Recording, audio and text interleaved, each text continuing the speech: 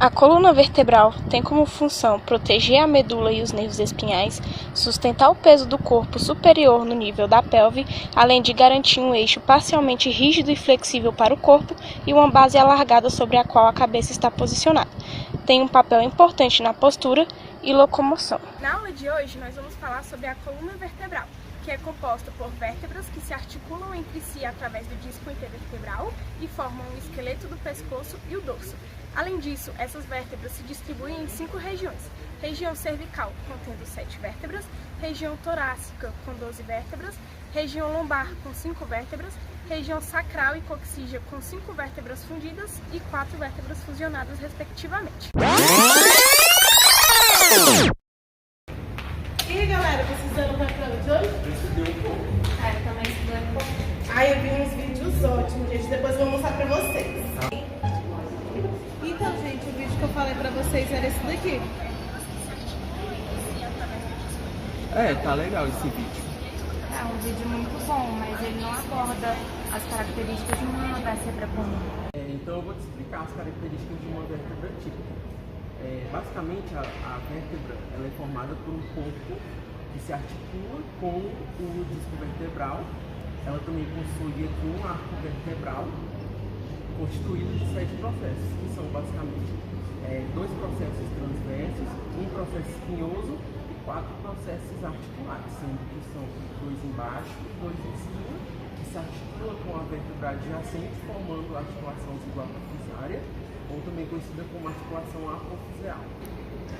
Entendi. Mas então quer dizer que todas as vértebras da coluna são vértebras típicas? Eu vou procurar aqui um vídeo que eu já assisti, ele é muito bom e fala sobre isso, rapidinho. Cada uma das 33 vértebras é única, porém elas possuem aspectos característicos que nos permitem identificá-las como pertencentes de uma das 5 regiões da coluna vertebral. Por exemplo, as vértebras cervicais estão localizadas entre o crânio e a primeira vértebra torácica, formando o esqueleto do pescoço. Além disso, são as menores das 24 vértebras livres e possuem como um atributo mais característico a presença de forames em seus processos transversos, que servem como pontos de passagem para a artéria vertebral e seus vasos sanguíneos. Além disso, as 2 primeiras vértebras cervicais superiores são atípicas. A vértebra C1, também denominada atlas, é singular porque não tem corpo nem processo espinhoso. Essa característica torna o atlas a mais larga das vértebras cervicais, o que proporciona maior alavanca para os músculos fixados. A vértebra C2, também denominada axis, é a mais forte das vértebras cervicais. Possui um dente rombo que se projeta do seu corpo para cima. O dente situa-se anteriormente à medula espinhal e serve como eixo em torno do qual ocorre a rotação da cabeça. As vértebras torácicas estão localizadas na parte superior do dorso e nelas se fixam as costelas. Assim, a principal característica das vértebras torácicas são as fóveas costais para articulação com as costelas. Além disso, as vértebras torácicas possuem um corpo vertebral em formato de coração ou 2 fóveas costais para articulação com a cabeça da costela, forames vertebrais circulares e menor do que os forames das vértebras cervicais e lombares. Além disso, apresentam processos transversos longos e fortes que se estendem posterolateralmente.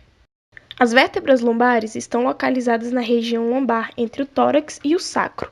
Como o peso que sustentam aumenta em direção à extremidade inferior da coluna, as vértebras lombares têm corpos grandes, sendo responsáveis pela maior parte da espessura da região inferior do tronco. Além disso, possuem processos transversos longos e delgados e processos espinhosos curtos e fortes. Na face posterior da base de cada processo transverso, há um pequeno processo acessório, que permite a fixação dos músculos intertransversários.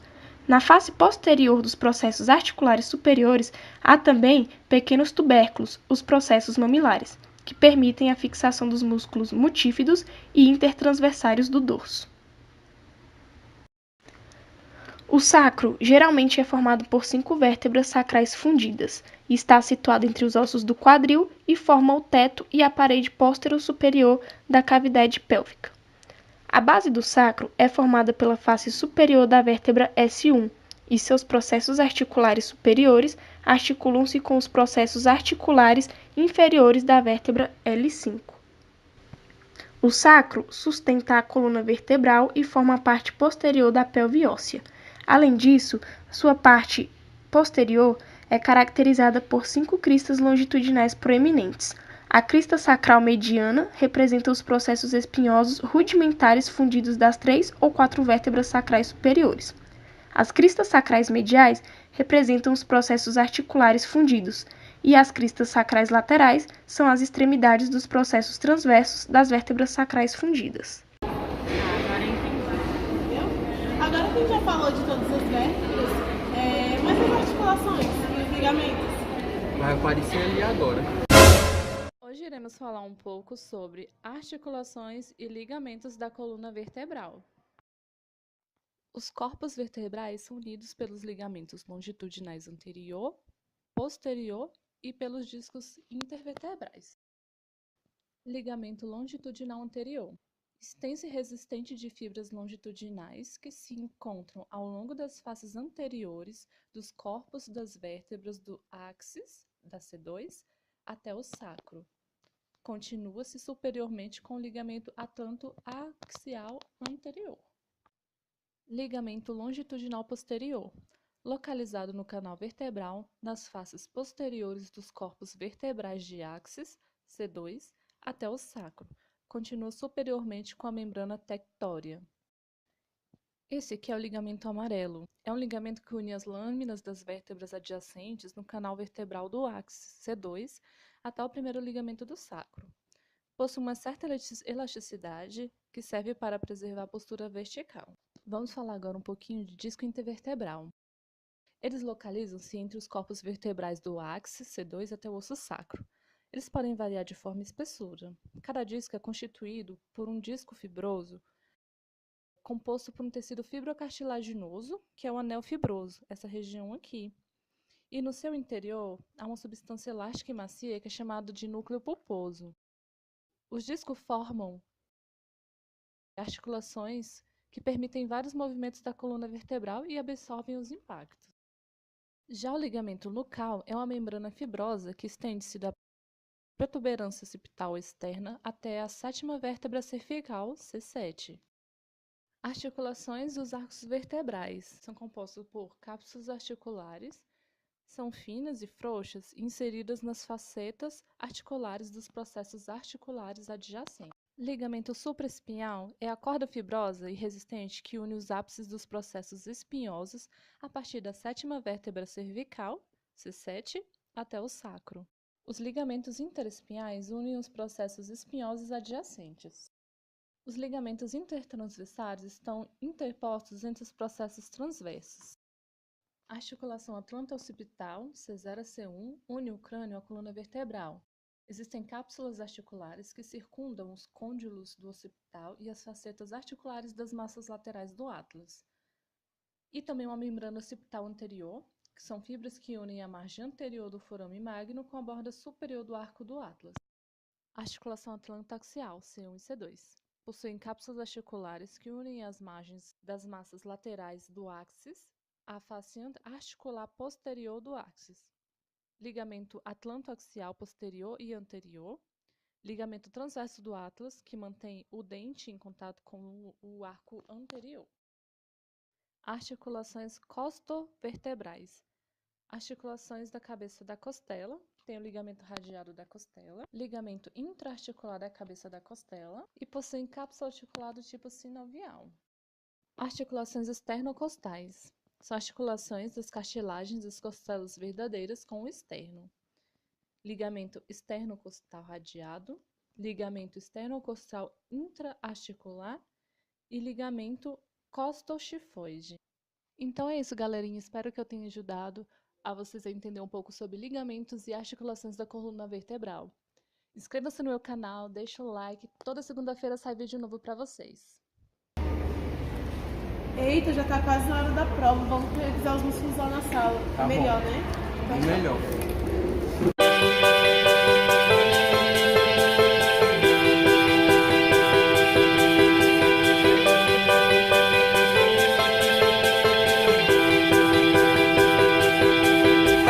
Bom, eu posso falar um pouco pouco sobre os músculos envolvidos com a flexão da cervical. São eles o esternocleidomastoide, que tem a origem no manúbrio do externo e na clavícula, e a inserção dele é no processo mastoide. Tem também o lombo da cabeça, que sua origem é de C3 a C6 e sua inserção é no osso occipital. E tem também o lombo do pescoço, que sua origem é de T1 a T3 e se insere no corpo da C1. Tira uma foto minha.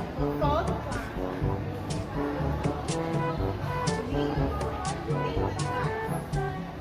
Foi.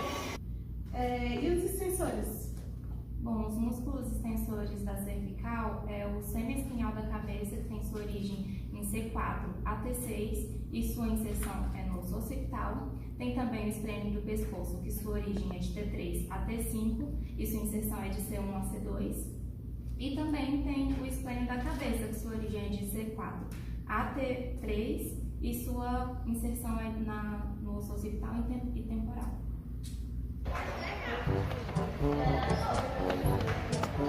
Bom, você viu aquela ali? Bonito, né? Então, além dos movimentos de flexão e extensão, ainda tem o de inclinação lateral e de rotação. Você pode falar deles também? Posso. Os músculos envolvidos com o movimento de inclinação lateral é o esternocleidomastoide, como eu havia falado, os músculos esplênios, tanto da cabeça quanto do pescoço, o músculo semiespinhal da cabeça e tem também os músculos escalenos, que tem sua origem nos processos transversos da coluna cervical e também tem sua inserção na primeira e segunda costela. E tem também o movimento de rotação, que é feito pelo músculo esternocleidomastoide, pelo esplênio do pescoço.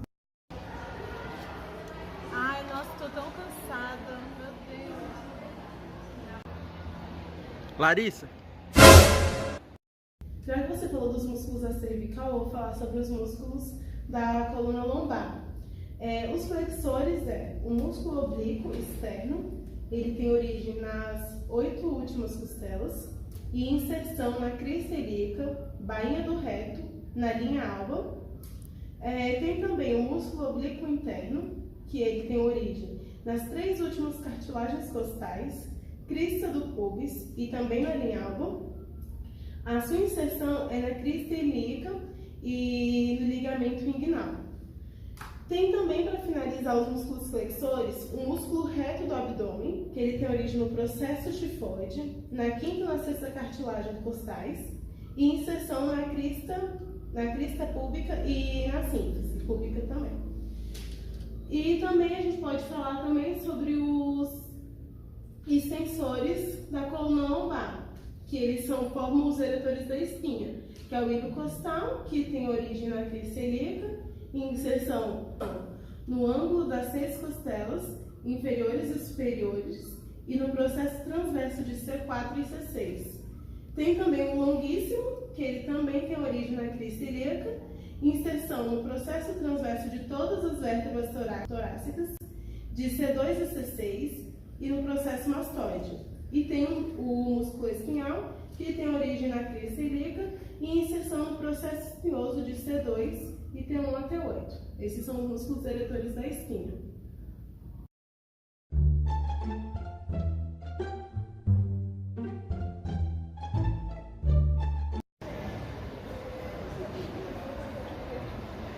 Nossa, Maria, caraca, nessa postura. Pior, né? Fica bem assim, né? A dor nessa lombar não? Já que você falou da flexão e extensão, eu vou falar agora da inclinação lateral e da rotação. Na inclinação lateral se repetem alguns músculos, que são o oblíquo interno, o oblíquo externo, os eretores, que é o ilho costal, o longuíssimo, o espinhal, o semiespinhal torácico, e de novo a gente tem o músculo quadrado lombar, que ele tem origem no crista ilíaca e se insere na 12ª costela e processos transversos de L1 a L4. E tem também os multífidos, né, que tem origem basicamente nos processos transversos e se inserem nos processos espinhosos, fazendo parte ali daquele grupo de músculos que são os transversos espinhais.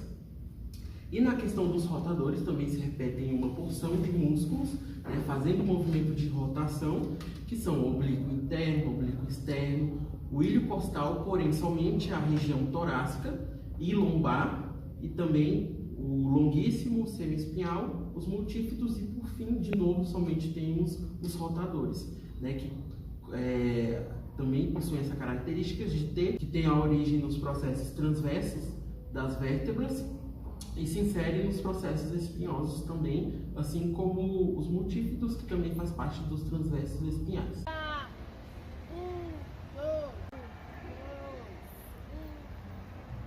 Hoje a gente esqueceu de um também muito importante, que é o músculo da respiração, o diafragma. Ele tem origem nas 6 últimas costelas, ele tem inserção no centro tendíneo e ele é inervado pelo nervo frênico. A gente não pode esquecer isso, que esse com certeza vai cair na prova.